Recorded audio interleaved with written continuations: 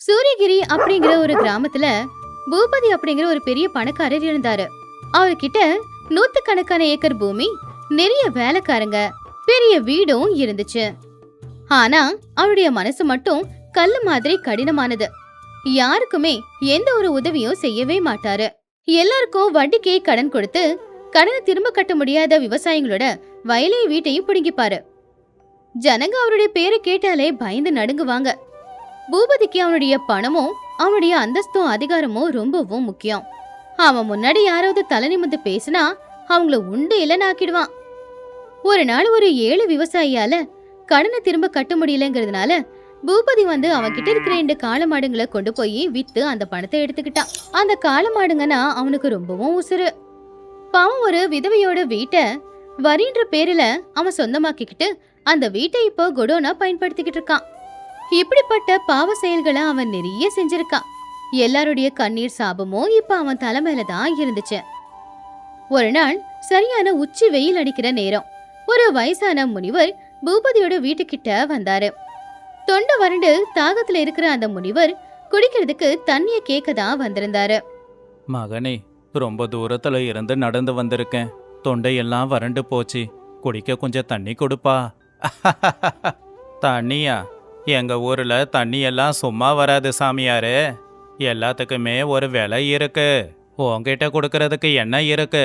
பிஞ்சி போன அந்த கோமணமா? நான் ஒரு சன்னியாசிப்பா. என்கிட்ட உனக்கு கொடுக்க எதுவும் இல்லை. ஆனா தாகத்தோட இருக்கிறவங்களுக்கு தண்ணி கொடுக்கறது தர்மம். அதை நீ செய்யலாமே. தர்மத்தை பத்தியெல்லாம் எனக்கு பாடம் எடுக்காத கிழவா. முதல்ல இந்த இடத்த காலி பண்ணு நீ. இல்லனா என் நாயை விட்டு உன்னை துரத்தி அடிப்பேன். உனக்கெல்லாம் இங்க இடமில்ல. பூபதி வேலைக்காரனை கூப்பிட்டு அந்த முனிவரை விரட்ட சொல்லி ஆணையிட்டான். அப்போ அந்த வேலைக்காரனும் முனிவரை பிடிச்சி ஓங்கி தள்ளி விட்டுட்டான். அதை பார்த்து ஜனங்க எல்லாரும் ரொம்பவும் வருத்தப்பட்டாங்க. ஆனா யாருமே பூபதியை எதிர்த்து நிக்கிற அளவுக்கு யாருக்கும் தைரியம் இல்ல. அப்ப அந்த முனிவர் மெதுவா எழுந்திருச்சு தூசிய தட்டி விட்டு பூபதியோட கண்ணை நேரா பார்த்து இப்படி சொன்னாரு. பூபதி, உன்கிட்ட பணம் இருக்கு, அதிகாரம் இருக்கு. ஆனா நல்ல மனசு இல்ல. உன் நிழல பாரு. அது எவ்வளவு கருப்பா எவ்வளவு பெருசா இருக்குன்னு. அதுதான் நீ இந்த பூமியில வாழ்ந்துகிட்டு இருக்கிறதுக்கான அடையாளம். அடக்கிழவா, அந்த நிழலை பத்தி எனக்கு பாடம் எடுக்கிறியா? பைத்தியக்காரா, முதல்ல இங்கிருந்து கிளம்பு. இன்னையிலிருந்து நீ செய்யற ஒவ்வொரு கொடூரமான செயலுக்கும் உன்னோட நிழல் கொஞ்சம் கொஞ்சமா குறையும். எந்த நொடி உன் நிழல் முழுசா மறைஞ்சி போகுதோ அந்த நொடி உன்னை இந்த உலகம் மறந்துடும். உன்னோட பிறப்பும் இறப்பும் எல்லாமே மறைஞ்சு போயிடும். அந்த நிழல் நீ நல்லவனா மாறினா மட்டும்தான் திரும்ப கிடைக்கும். இதுதான் என்னுடைய சாபம். சுத்தி இருக்கிற ஜனங்க இத ரகசியமா பேச ஆரம்பிச்சாங்க. கொஞ்சம் பெரிய மனுஷங்க எல்லாரும் அந்த முனிவர் சொன்னது உண்மையாகும்னு நினைச்சாங்க. இந்த முனிவர் சாதாரணமானவர் இல்ல. அவரு கண்ணுல ஒளிவட்டம் தெரியுது. இந்த சாபம் ஜமீன்தார சும்மா விட போறதில்ல. ஆமா ஆமா, இத்தனை நாளா ஏழைங்களோட பாவத்தை கொட்டிக்கிட்டான் இல்லையா? அந்த முனிவர் சொன்னது நடக்கட்டும். என்ன நடக்குதுன்னு பாப்போம் அப்படின்னு சொல்லி அந்த முனிவர் அங்கிருந்து போயிட்டாரு. ஆனா பூபதி அதை பெருசா எதுவும் எடுத்துக்கல. சுத்தி இருக்கிறவங்கள பார்த்து அவங்கள கிண்டல் பண்ணி தான் பேசிக்கிட்டு இருந்தான். கேட்டீங்களாடா, என் நிழல் குறைஞ்சு போயிடுமா அப்படின்னு அந்த பைத்தியக்கார கிழவன் சொல்லிட்டு போறான். என் நிழல் குறைஞ்சா எனக்கு என்ன பிரச்சனை? என் சொத்து குறைய போதா, என்கிட்ட இருக்கிற பணம் குறைய போதா? போங்கடா, போய் வேலைய பாருங்க. முனிவர் பேச்சு பூபதியோட மனசுல நிக்கவே இல்ல. அடுத்த நாள்ல இருந்து எப்பவும் போலவே பாவ செயல்களை தான் செய்ய ஆரம்பிச்சான். கடன் கட்ட முடியாத ஒரு விவசாயியோட குடும்பத்தையே வீட்டை காலி பண்ண வச்சு அந்த வீட்டை அவன் சொந்தமாக்கிக்கிட்டான். ஐயா, இன்னொரு விளைச்சல் விளையறதுக்கு வாய்ப்பு கொடுங்க ஐயா. பூமி எடுத்துக்கிட்டா நான் என்ன பண்ணுவேன்? உன்னோட கண்ணீருக்கு என்கிட்ட மதிப்பில்லடா. பணம் இல்லைன்னா உன் சொத்து என் சொத்து. இவனை இங்கிருந்து விரட்டுங்க. அந்த விவசாயி அழுதுகிட்டே பாவம் ஊர் எல்லையில போய் குடிசை போட்டு வாழ்ந்துகிட்டு இருந்தான். அதே வாரத்துல பூபதி 3 ஏழைங்களோட வீட்டை பிடுங்கிக்கிட்டான். பாவம் ஒரு வயசான பாட்டிய பஞ்சாயத்துக்கு கூப்பிட்டு வச்சு அவங்கள அவமானப்படுத்தினான். இப்படி அவன் நிறைய பாவங்களை செஞ்சுக்கிட்டே தான் போனான். அப்போ சின்ன வயசுலயே விதவையான ஒரு பொண்ணு பூபதி கிட்ட வந்து கெஞ்சி கேட்டா, ஐயா, என் புருஷன் இறந்துட்டாரு. இப்போ இந்த நிலைமையில என்னால உங்களுக்கு வரி கட்ட முடியாதுங்க ஐயா. தயவு செஞ்சு கொஞ்சம் கருணையை காட்டுங்க. எல்லாருக்கும் கஷ்டம் இருக்கதான் செய்யும். அதுக்காக நான் தான தர்மம் பண்ணிக்கிட்டு இருந்தா என் நிலைமை என்னாகிறது? ஒன்னு பணத்தை கட்டு, இல்ல வீட்டை காலி பண்ணு. இதான் என் தீர்ப்பு. அன்னைக்கு ராத்திரி பூபதி அவனுடைய அறையில விளக்கு வெளிச்சத்துல நடந்துகிட்டு இருக்கும்போது செவுத்துல இருந்த அவனுடைய நிழலை பார்த்து ஒரு நிமிஷம் அப்படியே நின்னுட்டான். அந்த நிழல் நேத்தை விட இன்னைக்கு கொஞ்சம் சின்னதா மாறின மாதிரி இருந்துச்சு. முதல்ல அது அவனுடைய பிரம்மான்னு நினைச்சான். ஆனா அப்புறமா உத்து பார்த்தாதான் தெரியுது அந்த நிழல் உண்மையிலே சின்னதா இருக்கு. என்ன இது, நிழல் குறைஞ்சி போச்சா? இல்ல இல்ல, விளக்கு அசைஞ்சிருக்கும். அந்த கிழட்டு முனிவன் சொன்னது என் மனசுக்குள்ள அப்படியே இருக்கு. என் பிரம்மை இது. ஆனா நாள் போக போக பூபதியோட அநியாயம் ஊரே தாங்காத அளவுக்கு இருந்துச்சு. ஆனா அவன் அநியாயம் பண்ண பண்ண அவனுடைய நிழல் கொஞ்சம் கொஞ்சமா சின்னதாயிக்கிட்டே தான் போச்சு. இப்படியே ஒரு வாரம் போச்சு. ஊருக்குள்ள ஒரு அதிசயம் நடந்துச்சு. சரியா மதிய நேரம் பூபதி தெருவுல நடந்து போகும்போது வெயில்ல அவனுடைய நிழல் இப்ப அவன் உடம்ப விட பாதி அளவுல தான் இருந்துச்சு. இத ஊஜனங்களும் கவனிச்சாங்க. அவங்க ரகசியமா இப்படி பேசிக்கிட்டாங்க. ஜமீன்தாரோட நிழலை பாத்தீங்களா? நாளுக்கு நாள் குறைஞ்சிக்கிட்டே போகுது. அந்த சாமியார் விட்ட சாபம் உண்மையாகுது. மெதுவா பேசுடா, அவரு காதுல விழுந்தா நம்ம கதை முடிஞ்சிடும். ஆனா உண்மைதான், அவருக்கு ஏதோ கெட்டது நடக்க போகுது. இப்ப அவனுடைய நிழல் ஒரு சின்ன பையனுடைய நிழல் அளவுக்கு தான் இருந்துச்சு. என் நிழல் ஏன் இப்படி குறையுது? எனக்கு என்னமோ ஆகுது. டேய், அந்த முனிவர் எங்க இருந்தாலும் தேடி கூட்டிட்டு வாங்க. எவ்வளோ பணம் வேணும்னாலும் தரேன். இந்த சாபத்தை எடுக்க சொல்லுங்க. ஐயா, அந்த முனிவரை நாங்க தேடாத இடம் இல்லைங்க. அவர் இந்த ஊர்லயே இல்ல. உங்களுக்கு சாபம் கொடுத்த அந்த நாள்ல இருந்து அவர் யாரோட கண்ணுலயும் படலங்க ஐயா.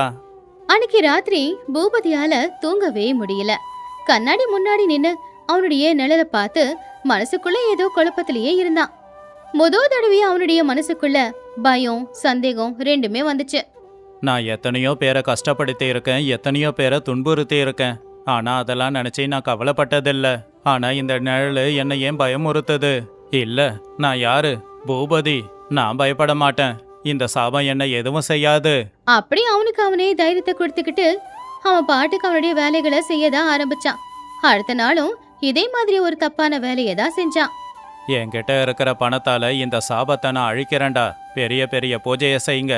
எவ்வளோ செலவானாலும் பரவாயில்ல, என்னோட நிழல் திரும்ப வேணும். பூபதி கத்தியா நிறைய பணத்தை செலவு பண்ணான். பெரிய பெரிய பூஜை யாகம் எல்லாத்தையுமே செஞ்சான். ஆனா அவனுடைய நிழல் அவனுக்கு திரும்ப வரல. ஏன்னா அவன் தான் கெட்டது செய்யறத நிப்பாட்டவே இல்லையே. யார் மேலேயுமே அவன் கருணைய காட்டல. அதனால அந்த சாபம் இன்னும் அப்படியே இருந்துச்சு. கடைசியில பயங்கரமான அந்த நாளும் வந்துருச்சு. ஒரு நாள் காலையில பூபதி அவனுடைய தோட்டத்துல சுத்திக்கிட்டு இருந்தான். அப்போ வெயிலா இருந்தாலும் தரையில அவனுடைய நிழலை காணோம். அத பார்த்து அவன் உண்மையிலே ரொம்ப பயந்தே போயிட்டான். அட, என்னோட நிழல் எங்க போச்சு? இப்படி நடக்கக்கூடாது. என் நிழல் எனக்கு வேணும். அந்த நொடியில இருந்து அவன் வாழ்க்கையில நிறைய மாற்றங்கள் வர ஆரம்பிச்சது. பூபதி வீட்ல இருந்து அவனுடைய வேலைக்காரங்களை கூப்பிட்டாலும் வேலைக்காரங்க யாருமே அவன் பக்கத்துல வரவே இல்ல. அவன் சத்தமா கத்துனான். ஆனா அவன் யாரோட கண்ணுக்கும் தெரியல. டேய், நான் எவ்வளோ நேரமா கூப்பிடுறேன். உங்க முதலாளி நான் கூப்பிடுறது உங்களுக்கு கேட்கலையா? யாரோ கூப்பிடுற மாதிரி இருக்கு. ஆனா கண்ணுக்கு யாரும் தெரிய மாட்டேங்கிறாங்களே. ஒருவேளை பிரம்மையா இருக்கும். சரி வாடா. பூபதிக்கு இப்ப புரிஞ்சுது. மறைஞ்சது அவன் நிழல் மட்டும் இல்ல, அவனுடைய உருவம் தான். இப்ப ஊர்ல எல்லாருமே பூபதிய மறந்து போயிட்டாங்க. அவனுடைய பெரிய வீட்டுக்குள்ள புதுசா யாரோ வந்தெல்லாம் வாழ ஆரம்பிச்சாங்க. அவங்கள பூபதியால தடுக்க முடியல. ஏன்னா அவன் தான் யாரோட கண்ணுக்கும் தெரியறது இல்லையே. பசிக்குதுன்னு கடையில ஏதாவது ஒரு பழத்தை எடுத்தா கடைக்காரங்களுக்கு அவன் தெரிய மாட்டால. அந்த பழம் காத்துல பறக்குற மாதிரி தான் இருக்கும். தாகம் எடுக்குதுன்னு தண்ணி குடிக்க கிணத்துக்கிட்ட போனா அவன் உருவம் யாருக்கும் தெரியலங்கிறதுனால அவனை தாண்டி எல்லாரும் அவங்க பாட்டுக்கு போயிட்டாங்க. ஒரு காலத்துல அந்த ஊர்ல இருக்கிற அத்தனை பேரும் அவனை பார்த்து பயந்துகிட்டு இருந்தாங்க. ஆனா இப்ப அவன் எதிர்க்க வந்தாலும் கூட யாரு கண்ணுக்கும் தெரியறதில்ல. இது நினைச்சு பூபதி ரொம்பவும் வருத்தத்தோடு தான் உட்காந்துக்கிட்டு இருந்தான். எவ்வளவு பணம் இருந்து என்ன பிரயோஜனம்? என்னை பார்க்கறவங்களும் இல்லை, என் கூட பேசுறவங்களும் இல்லை. அந்த முனிவர் சொன்னது உண்மைதான். நான் வாழறதுக்கான அடையாளமே இப்ப இல்லை. நான் எத்தனையோ பேர் வயத்தில் அடிச்சிருக்கேன், அவங்கள கஷ்டப்படுத்தி இருக்கேன்.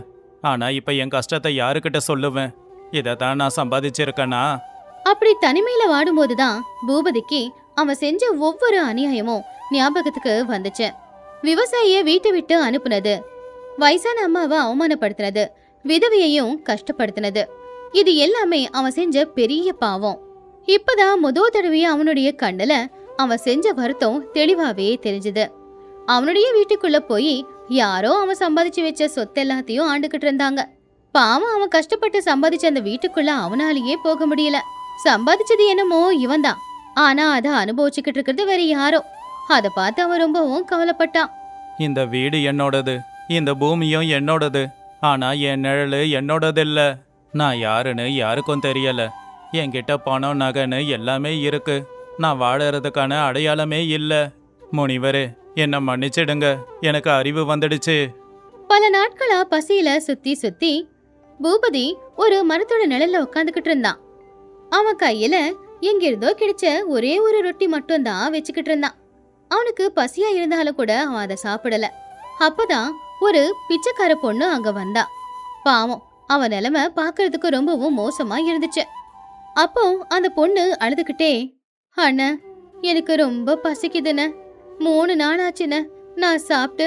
உன்கிட்ட இருக்கிற அந்த ரொட்டியில கொஞ்சம் கூடன என் பசிய நான் ஆத்திக்கிறேன்ன. அதிசயமா அந்த பிச்சைக்கார பொண்ணோட பார்வையில மட்டும் பூபதி தெரிஞ்சுக்கிட்டு இருந்தான். ஒருவேளை சுத்தமான மனசு இருக்கிறவங்களுடைய பார்வைக்கு மட்டும்தான் பூபதி தெரியவானோ என்னவோ. பூபதி ஒரு நிமிஷம் நிதானமா யோசிச்சான். அவன் கையில இருக்கிறது ஒரே ஒரு ரொட்டி மட்டும்தான். அது சாப்பிட்டா அவனுடைய பசி தீரும். ஆனா அதை அவன் சாப்பிட்டானா அந்த பிச்சைக்கார பொண்ணு இன்னும் பசியோட தான் தவிப்பா.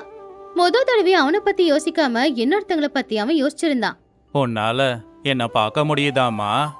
ஆமா அண்ண, நீயும் கஷ்டத்துல இருக்கேன்னு உன் முகத்தை பார்த்தாலே தெரியுதுன்ன. பாவம், உனக்கும் ரொம்ப பசி எடுக்குதானே? நான் பசியோட தாமா இருக்கேன். ஆனா உன் பசி என்னோட பசியை விட பெருசு. இந்தாம்மா, இதை சாப்பிடு. பூபதி அவன் கையில வச்சிருந்த அந்த ரொட்டிய அந்த பிச்சைக்கார பொண்ணுக்கு சாப்பிட கொடுத்தான். எந்த ஒரு சுயநலமும் இல்லாம, எந்த ஒரு கஷ்டமும் இல்லாம மனசார அந்த பொண்ணோட பசிய தீக்கிறதுக்காக தான் அவன் அந்த ரொட்டிய கொடுத்தான். சரியா அந்த நொடியில வெயில்ல சின்னதா அவனுடைய நிழல் அவனுக்கு தெரிஞ்சுது.